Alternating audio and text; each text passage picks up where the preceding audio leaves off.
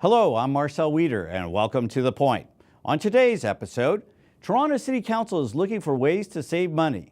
One area that has been proposed is within the police budget. We talked to Toronto Police Association President Mike McCormack about what impact these cuts would have on policing in Toronto. And 5 years ago, the Ontario government introduced the College of Trades. A recent review conducted by former Secretary of Cabinet Tony Dean has raised concerns from the construction industry. Jim Hogarth, spokesperson of the Progressive Certified Trades Coalition, is here to talk about what is happening. All that and more on this edition of The Point.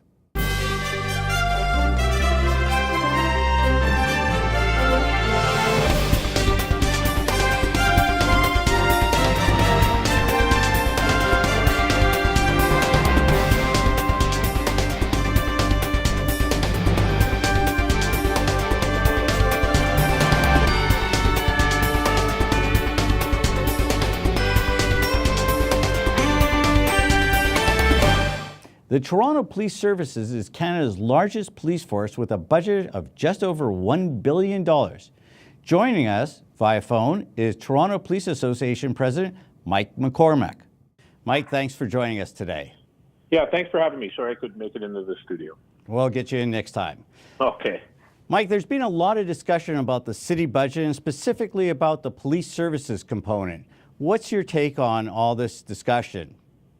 You know, that's a great question, and it's something that we look at. It seems like, this is the same dance every year, and I go back to, I've been around this job for 30 years, and my dad was a former chief, and it's the same discussion every year around the police budget. It seems to be this sexy conversation as far as budgets are concerned, and it gets a lot of media attention and political attention. So, there has always been a constant narrative. What we're looking for from an association perspective is providing the best service we can at a cost that is reasonable, but also reflects the service we provide.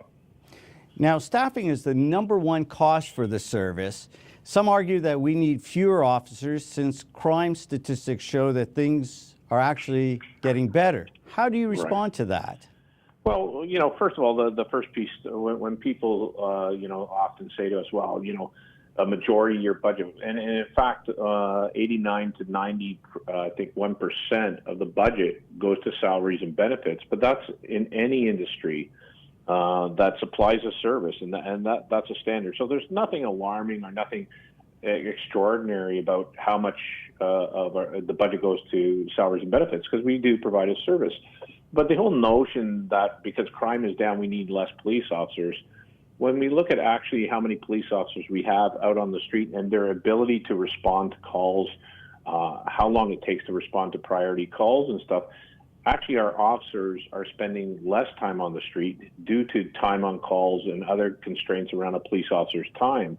So this whole, and not only that, but we've also looked at what data in the States and other jurisdictions where police officers, when properly deployed in the right times, have an impact on safe communities, and we're one of the factors that drive crime down.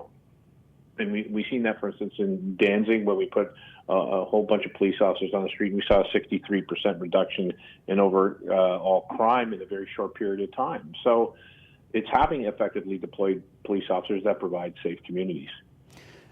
So Mayor Tory has asked Premier Wynne about photo radar as a revenue tool and has gone on to say that it frees up more officers and to allow for things that you just raised.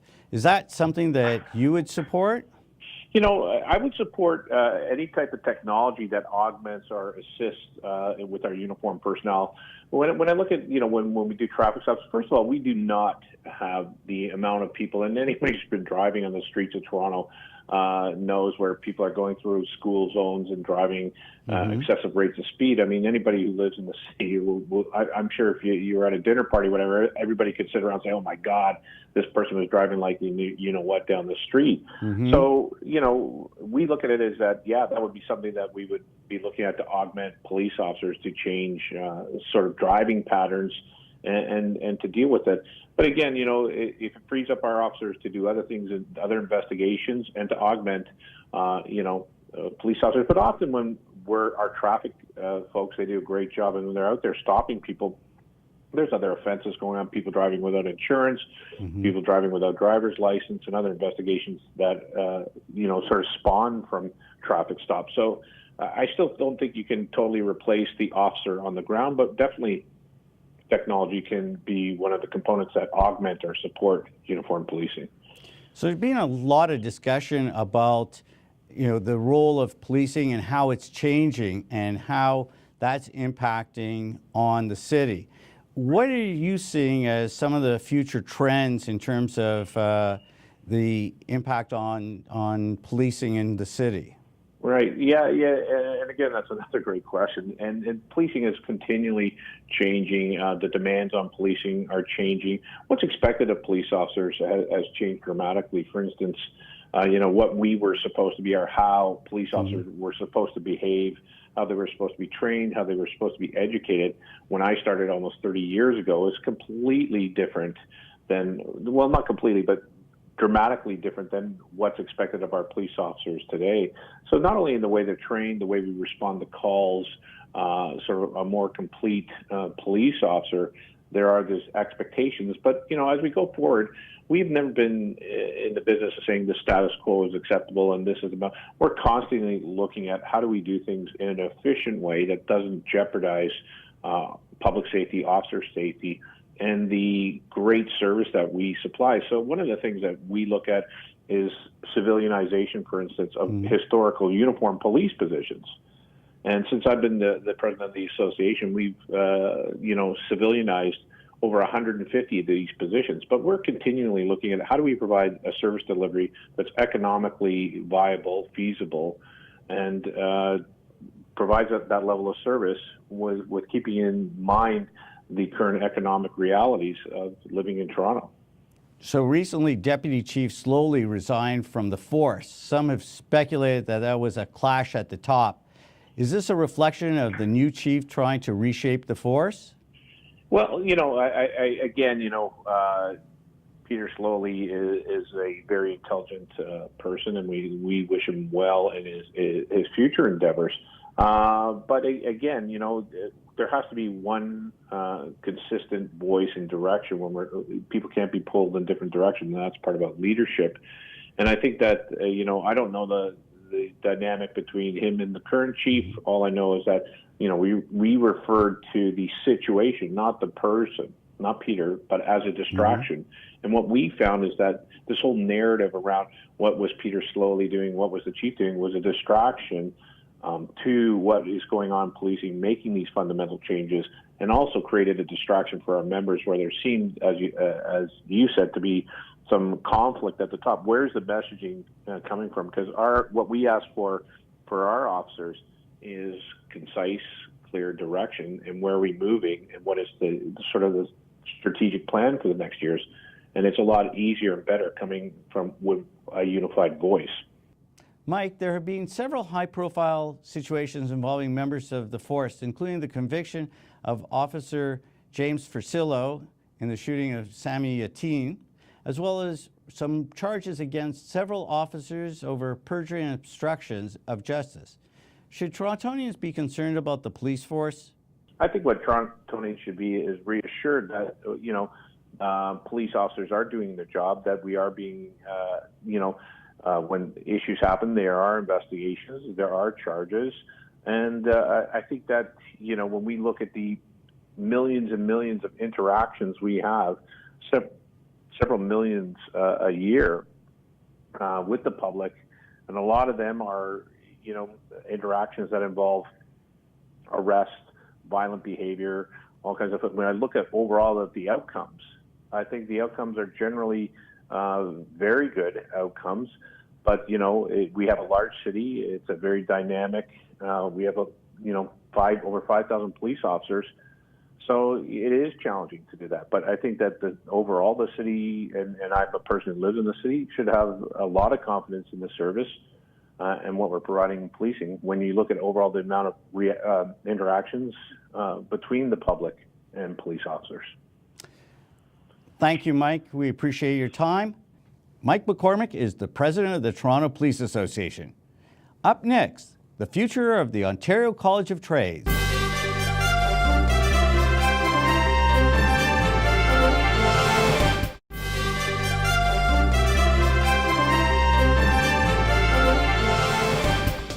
The Ontario College of Trades was created to act as a self-regulating and self-financing system to oversee the trades in Ontario.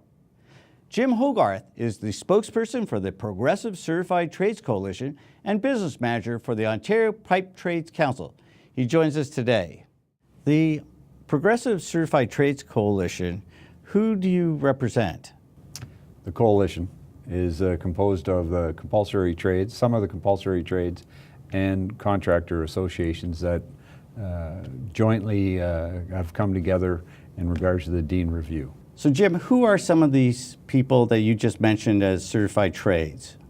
Well, first and foremost, it's the UA, United Association of Plumbers and Steamfitters, which the Ontario Pipe Trades Council is part of. The International Brotherhood of Electrical Workers, the Sheet Metal Workers, and various contractor associations that represent them or work in counter to them. So as I understand it, you have both labor and management on this together? Yes, not fully on board, not all of them on board, but we do have a good majority of them in support of our position in regards to changes we'd like to see coming from the Dean Review.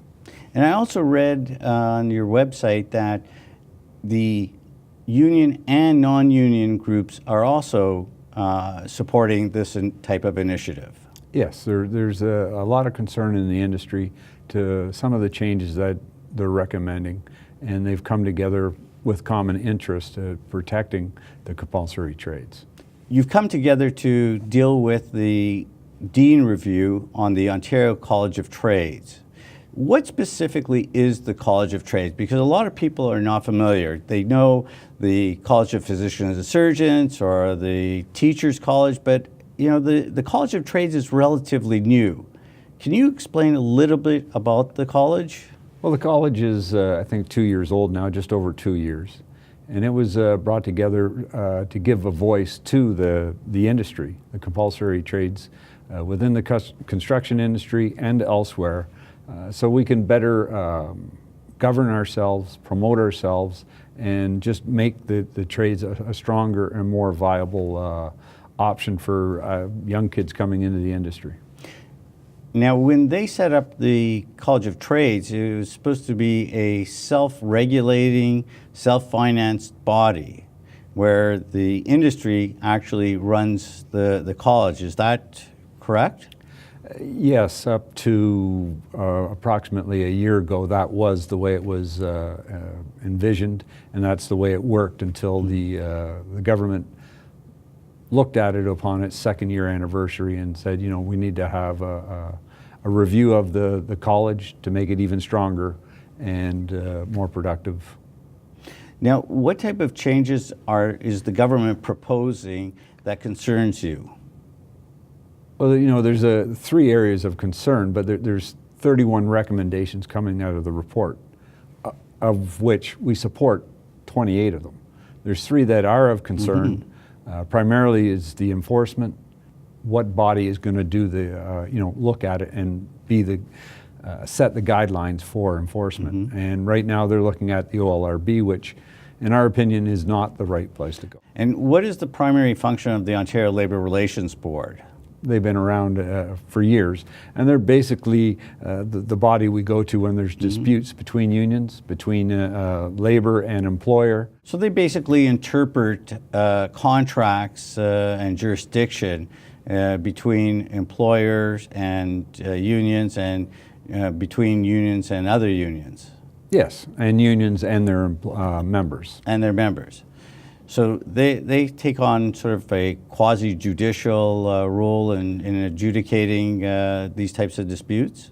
Yes, but it's primarily based on past practice, employer practice. It's not, it hasn't been based upon compulsory certification and scope of practice. So Jim, there's different groups within the construction trades, some of which are compulsory and some are not. Which ones are compulsory trades right now? Well, there's 7 compulsory trades, or 6, and there's a 7th will become compulsory as of 2017. The reason why these trades are deemed compulsory is? Because of the work they do and the systems they put in, that it was deemed that they need to have compulsory certification, compulsory training, and skill sets put in place to ensure that that safety is definitely there for public safety. If somebody decides they want to be a plumber, which is a compulsory trade, how long does that person, from the day they decide, from graduation of high school, they want to go into the trades and become a plumber, how long does that process take? The process takes 5 years from inception of being, accepted as an apprentice and going through with 3 terms of trade school included. And they, during those 5 years, are what's known as an apprentice. Yes. And then at the completion of that, they're given their certification and they're now a journey person. Yes, upon writing the final exam. Because of that, that sounds to me that there's some 10,000 hours that they need to put in to be able to qualify as a plumber. Yes, it's approximately 10,000, and it's for all the trades. An electrician or a sheet metal worker or refrigeration or sprinkler, you're looking at a significant investment of time to get through and be certified in that craft. Yes, and it's mandatory that you put the time in and that you also do the 3 terms of trade school. With this Dean review, the review that was by the former Cabinet Secretary Tony Dean, he's made, as you pointed out, 31 recommendations, 28 of which you're okay with, 3 that are somewhat problematic that would have an impact on the trades. Briefly outline what those 3 areas are. Well, the one is the OLRB. And The Labor Relations Board. Labor Relations Board, I'm sorry, and they're been given the task of deciding whether it's a compulsory task or not. And we have issues with that in a sense because the OLRB is not set up to be a governing body or to rule over what is scope of practice for the trades.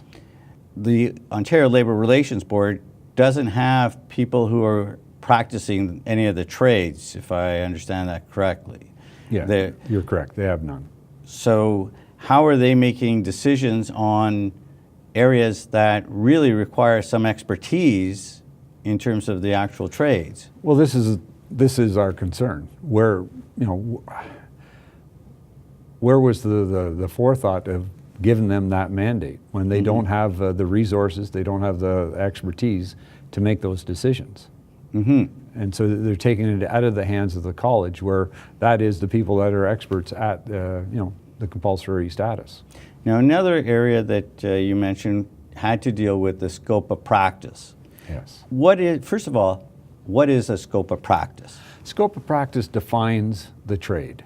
There's 157 trades, and they all have a scope of practice. Some do overlap into other fields, but that is what's defining that trade, is the scope of practice. So why is it important for the compulsory trade to have its scope of practices clearly defined without overlap? Well, the compulsory trades put in a system, and it's a complete system. It's not, you can't take a piece of a system and say, well, that's common to many trades, they can do it. No, you're putting in a system, and that the whole system is integrated and works together. So what happens at one end could affect what happens at the other end of it. So if I understand in reading the Dean report, he recommended where there's an overlap that now be considered common and be taken out of the scope of practice for that particular trade. Well, I don't think he said it would take it out of the scope of practice, but it would allow it to be done by another trade. But as our concern is, as I said, we're putting in a complete system. So Jim, when people talk about scopes of practices and how they impact on individual safety. Can you give us an example of how that could affect people? Well, you know, all the compulsory trades have safety concerns in what they do and how they install the systems. But it's not just installing, it's the after effect where, you know, if it's put in wrong, you know, a steam line, you know, with the expansion, and you have to put in proper hangers and anchors at specific points throughout the system. If it's done improperly and the system is started up as well improperly, it could cause incredible damage to not only the you know, the facility, the structure, but, you know, personnel around it can get burnt, can get killed, and that's just on, you know, on a steam line. But then you can get into your electrical. If things aren't done properly, things sealed off properly, water gets in, whether it's in an underground system through a conduit that's not sealed, and the water gets in with it. There could be shortages that could affect, you know, electrocutions, could be fires, could be any number of things. And it doesn't have to be during construction. Those effects could take place 2 weeks, 2 months, 2 years later because it was installed improperly. So there's a lot of risk if the person's not properly trained and certified in that particular area. It has to be, as I said before, we put in systems, and you can't dissect a system and piece it off to different groups. So yesterday, your organization had meetings at Queen's Park with MPPs for the last 2 days. How did that go, and what results do you think that it's produced? Well, it went very well. At first, you know, some of the MPPs were not aware. We did bring them up to speed on what was going on. Through the course of the day, word got back to us that they are listening. So, you know, the concern is getting out there. The message is getting out there. We're not going to stop just because the 2 days of lobbying's over. We are going to continue to push our issues. So Jim, if people wanted to learn more about this issue, where would they find out? Well, they can go to our website, which is protradessafe.on.ca, and there's full disclosure of our concerns as well as other information, the full 31 issues that they are recommending in our 3 areas of concern. Jim, thank you so much for being a part of the show today. I've been chatting with Jim Hogarth, spokesperson for the Progressive Certified Trades Coalition. We'll be back with The Point.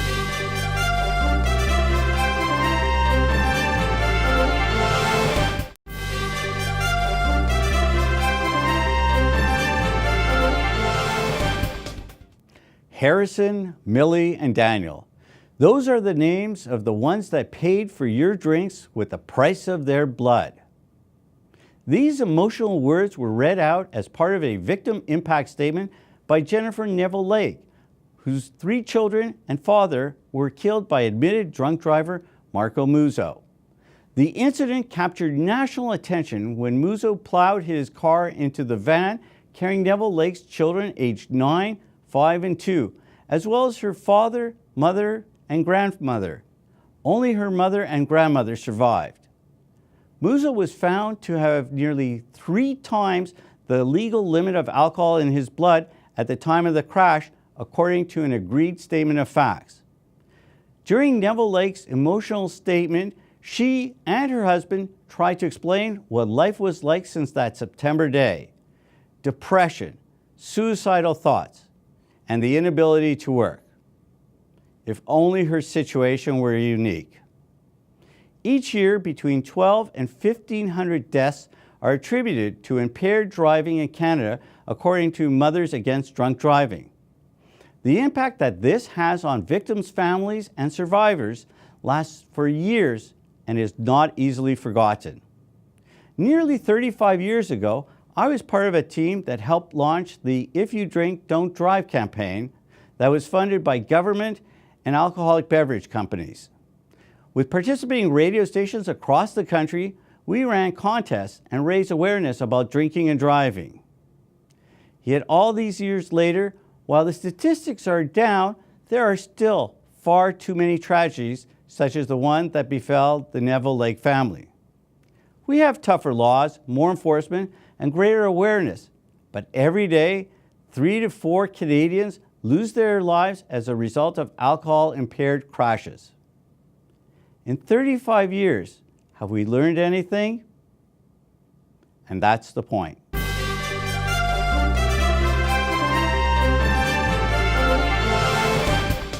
That's all for this edition of The Point. Keep up with the show and subscribe to our YouTube channel. Like us on Facebook and follow us on Twitter @ThePointTV. Thank you for watching. I'm Marcel Wieder. Join me again next time on The Point.